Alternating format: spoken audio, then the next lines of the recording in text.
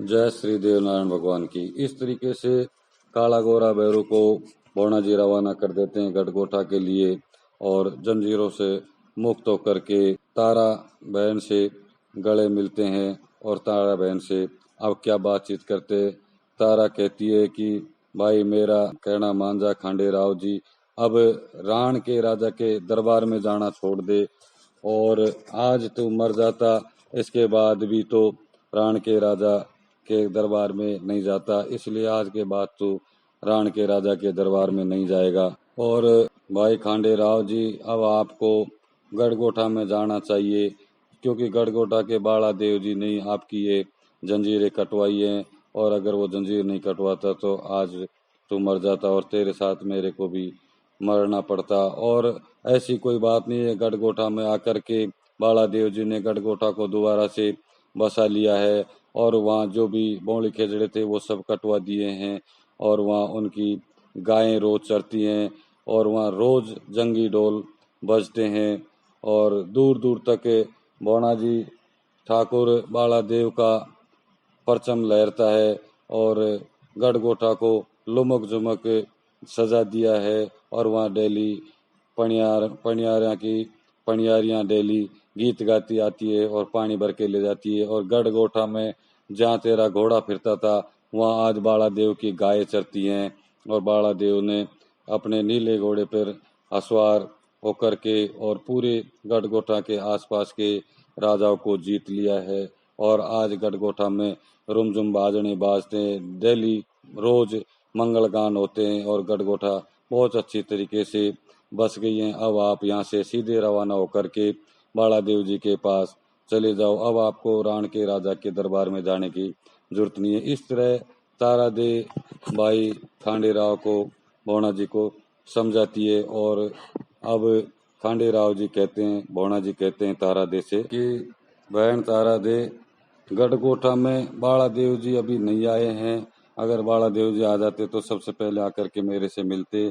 वहाँ कोई गाय वाला बंजारा आ गया होगा जिसके लक्खी गाय होंगी और उसने वहाँ डेरा दे दिया होगा और गढ़गोटा के सूने महलों में उन्होंने चूल्हा जला लिया होगा और आपकी बाढ़ को रोक दिया होगा। वहाँ जो गाय चरती हैं वो किसी बंजारे की होंगी और गढ़गोटा में तो बाला देव जी अभी नहीं आए हैं, तेरे को पता नहीं है, तू तो महल में रहती है और मैं दुनिया में घूमता हूँ। बाला देव जी की गायें गढ़गोटा में नहीं आई हैं और वहाँ जो गीत गाती हैं, जो पनियारी पानी भरने जाती हैं, वो सब किसी बंजारे की होंगी और मैं गढ़गोटा में जब तक बाला देव जी नहीं आएंगे जब तक मैं वहाँ नहीं जाऊँगा।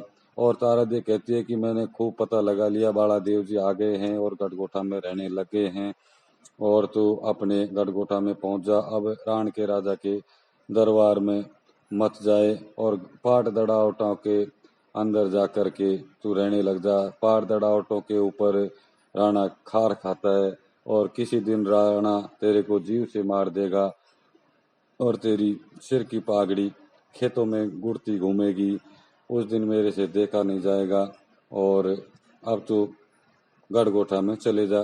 तो बहन समझाती है और बौना जी कहता है कि राणा के पाखरिया, राणा के सैनिक मेरे को क्या मारेंगे, जिस दिन मेरे को मार लेंगे उस दिन तो गाय नारों को खाने लग जाएंगी, जब समझ लेना कि बौना मरेगा। जब तक नार गायों को खाते रहेंगे जब तक मेरे को कोई मारने वाला नहीं है। और मैं रोज शेरों की शिकार करता हूँ, गौरमाली डूंगरियों से मैंने शेर खत्म कर दिए क्योंकि गोठा वाली गाय यहाँ आके चरेंगी, इसलिए मैंने वहाँ से सारे शेरों को मार मार के राजा के दरबार में इकट्ठे कर लिए हैं। इस तरीके से बौना जी और तारा दे की बातचीत होती है। ऐसे बातचीत करते करते तारा दे अपने महल में ले आती है और बौना जी को तारा दे अपने महल में ला करके रखती है और वहाँ से रवाना होकर के तारा दे राणा के दरबार में जाती है और वहाँ के समाचार लेती है। और जब राणा के दरबार में जाती है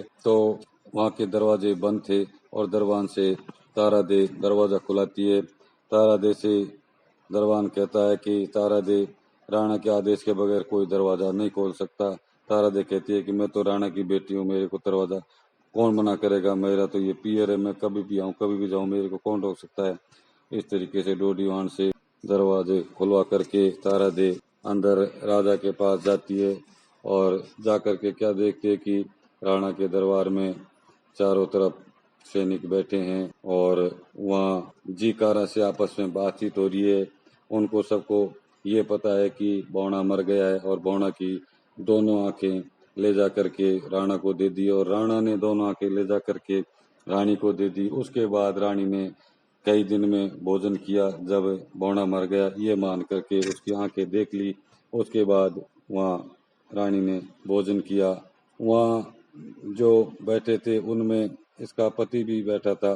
सोलंकी सरदार दरबार में बैठता था और वहाँ जा कर के बेटी तारा दे अपने बाप से बांके राव से समाचार कहती है और अपने पिता पर जा कर के रोष खा के जोर जोर से बोलती है कि राणा राव जी, आज तेने एक शेर की गर्दन कटवा दी और भूणा जी को तेने जंजीरों में जकड़ा करके और मरवा दिया। तेरे को शर्म नहीं आई? तेरी कितनी रक्षा की खांडे राव ने, तेरे राज का कितना बड़ा विस्तार कर दिया और तेरे को एक दिन बादशाह पकड़ के ले गया था ढोल में बंद करके, जब तेरे को वो बचा के लेके आया था। जिस दिन वो बचाता नहीं तो आज इस गद्दी पर वही राजकुंवर बैठता और वही खांडे राव आज यहाँ का राजा होता। और जो तेरे को तेरी जान बचा के लेके आया तेने उसी के साथ धोखा करवा दिया और उसको धोखे से मरवा दिया और तेने आज एक सिंह की शिकार करवा दी और वो भी एक कायर के साथ, एक शाल के हाथों तेने आज एक शेर को मरवा दिया। तेरे को शर्म आनी चाहिए दादा राव जी।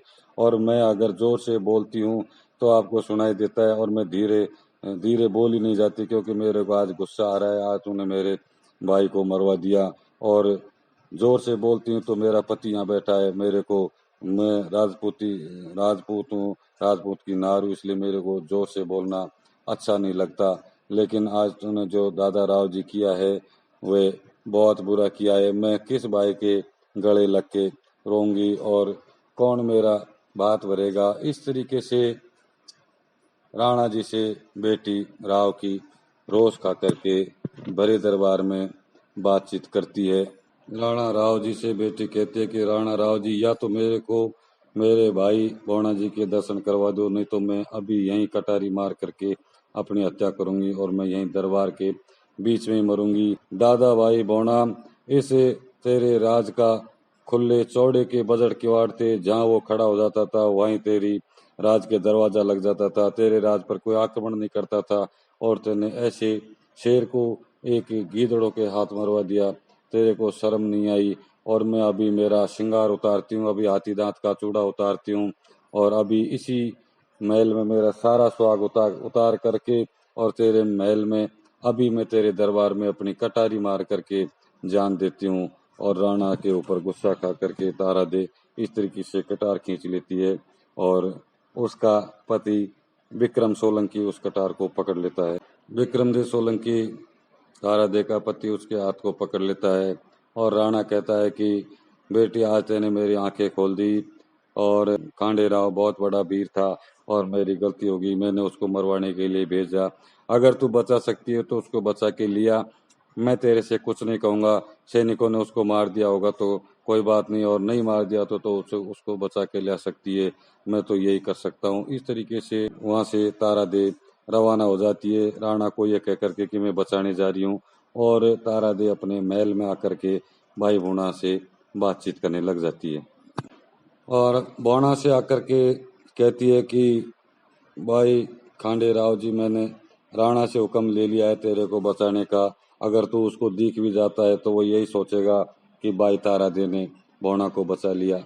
और तारा दे आकर के भूणा से कहती है कि अब महल से निकल करके तू सीधा गढ़गोटा में चले जा, यहाँ तेरे दुश्मनों की कमी नहीं है। तो भूणा जी कहते हैं कि भाई तारा दे, ऐसे कर, जो मेरे पीछे पड़ गई और मेरे को गढ़गोटा में भेज रही है, तो मैं गढ़गोटा में जाने से पहले मैं तेरे को दक्षिणी चीर उड़ा के जाऊंगा। मैं तेरे को एक अब ओढ़नी उड़ा करके जाऊंगा और ओढ़नी में जब उड़ाऊंगा, जब तू महल की सारी रानियों को, दासियों को बुला करके मंगलगान करवाएगी और उन मंगल गानों को कराने की तू तैयारी कर, और मैं उर्दी के बाजार में जाकर के तेरे लिए एक बढ़िया सा ओढ़नी लेकर के आता हूँ और मैं उस ओढ़नी को तेरे को सबके सामने उड़ा करके फिर मैं गढ़गोटा चले जाऊंगा। तो तारा दे की आंखों में आंसू आ जाते हैं और तारा दे कहती है कि भाई खांडे राव जी, आज तो तू मेरे को चुंदड़ी उड़ा देगा, और जब मेरी बेटी सांझ कौर का शादी होगी तो मैं तो अलूणी हूँ, मेरे तो कोई भाई नहीं है, उस समय मेरा भात कौन भरेगा और कौन उड़ाएगा मेरे को दक्षिणी चीर। इस तरीके की बातें तारा दे के और बौना जी की होती हैं। बौना जी कहता है कि भाई आज भी मैं तेरे को ओढ़नी उड़ाऊंगा और तेरी भाई सांझ कौर की जब शादी होगी तो उस दिन मैं तेरे को दक्षिणी चीर उड़ाने भी आऊंगा। इस बात की तू चिंता मत कर, तेरे कोई भाई नहीं है, तेरे भौना भाई है, और तेरे को आकर के सबके बीच में बात उड़ाऊंगा, कोई मेरे को रोकने वाला नहीं है। इस तरीके की बात सुन करके बौना जी उड़दी के बाजार चुंदरी बनवाने के लिए चल देते हैं और तारा देव उसको रोक लेती है कि भाई ये नहीं चलेगा, आगे क्या पता क्या स्थिति रहे, तेरे दुश्मन बहुत हैं और तू आज मेरे से वादा करता है। और वैसे भी राजपूतों के और गुजरों के फर्क है। गुजर तो आतलेवा में कन्यादान में भैंस गाय देते हैं और हमारे समधी, हमारे जो राजा लोग हैं, वो सांझ कौर को परणाने के लिए भाटी आएंगे जैसलमेर में, और वो मांगेंगे हाथी घोड़े रथ, और गुजरों के पास गाय भैंस बैल इसके अलावा देने को कुछ है नहीं। तो तारा दे से बौना जी कहते हैं कि बहन चिंता मत करे, तू कहे तो इंद्र कह रहा हो तो हाथी उतार के ले आऊं शिव जी से कह करके, और नहीं तो कजली बन से हाथी घेर के ले आऊं, और नहीं तो चिंता मत कर, मेरे पास बहुत हाथी घोड़े रथ हैं, मेरे पास खूब बड़ी सेना है, जितने भी भाटी जैसलमेर के ले जाना चाहेंगे उतना मैं बात में दूंगा, और इस राण के राजा से ज्यादा मैं तेरे बात में दूंगा, तू चिंता मत करे। और तू अब नगर में बुलावा दे दे और गीत गाने वालियों को, मंगल गान गाने वालियों को बुलाने की तैयारी कर ले, और मैं जाता हूँ उड़दी के बाजार में और तेरे को एक चुंदरी उड़ा करके फिर मैं गढ़गोटा के लिए रवाना होऊंगा, और तूने बोल दी तो मैं आज के बाद राण के राजा के महल में नहीं जाऊंगा। इस तरीके से बौना जी वहां से रवाना होकर के उड़दी के बाजार में जाकर के चुंदरी बसाने लग जाते हैं, चुंदरी खरीदने लग जाते हैं, और मोदी से बढ़िया से बोलते हैं कि बढ़िया ऐसी चुंदरी दे दे जो तेरी दुकान में या पूरे राण में ऐसी नहीं हो, और उसके सोने की किनारी लगा दे, और उसके एक एक आंगल पे हीरा जड़ दे, मोती जड़ दे, और चुंदरी ऐसी चुंदरी बना दे जो किसी ने इतनी महंगी चुंदड़ी किसी ने उड़ाई नहीं होगी, और मैं मेरी तारा दे बहन को ऐसी चुंदड़ी उड़ाऊंगा। इस तरह की बहुत महंगी बहुत अच्छी चुंदड़ी बना दे। बढ़िया ने ऐसी चुंदड़ी बना दी, कोर कोर पे उस पे हीरा जड़ दिया, और जितनी भी वो गाने वाली आई थी उन सब के लिए भी उन्होंने, बौना जी ने और भी बेच ले लिए, और तारा दे के महल में आ जाते हैं। बौना जी चुंदड़ी लेकर के और कपड़े लेकर के तारा दे के महल में आ जाते हैं। उधर तारा दे ने मंगल गाने वाली औरतों को इकट्ठा कर रखा था, औरतें मंगल गाती हैं और बहुत अच्छी पैरावनी करते हैं। तारा दे की बौना जी और जितनी मंगल गान गानी आई थी उन सब की भी बौना जी पैरावनी कर देते हैं, और बहन तारा दे आरता करती है, मोतियों से थाल भर करके बहन तारा दे बौना जी का आरता करती है। भाई बौना जी ऊंट ऊंट भर, हजार ऊंट भर करके बौना जी बहन तारा दे को सोना चांदी और धन दे देते हैं, और साथ आती बहन तारा दे को दे करके और बहन से विदा लेकर के और रान छोड़ करके गढ़गोटा के लिए रवाना होने की तैयारी करते हैं। अब आपको मैं अगले एपिसोड में बताऊंगा कि किस प्रकार बौना जी बहन तारा दे से मिल करके रवाना होकर के और बहन तारा दे के महल से रवाना हो जाते हैं, अपनी सेना को तैयार करते हैं और गढ़राण से गढ़गोटा के लिए बाड़ा देव जी से मिलने के लिए रवाना होते हैं। तो राणा अब आगे क्या षड्यंत्र करता है और किस तरीके से राणा के आदमी और बौना जी की भिड़ंत होती है, मैं आपको अगले एपिसोड में बताऊंगा। जय देवनारायण भगवान की।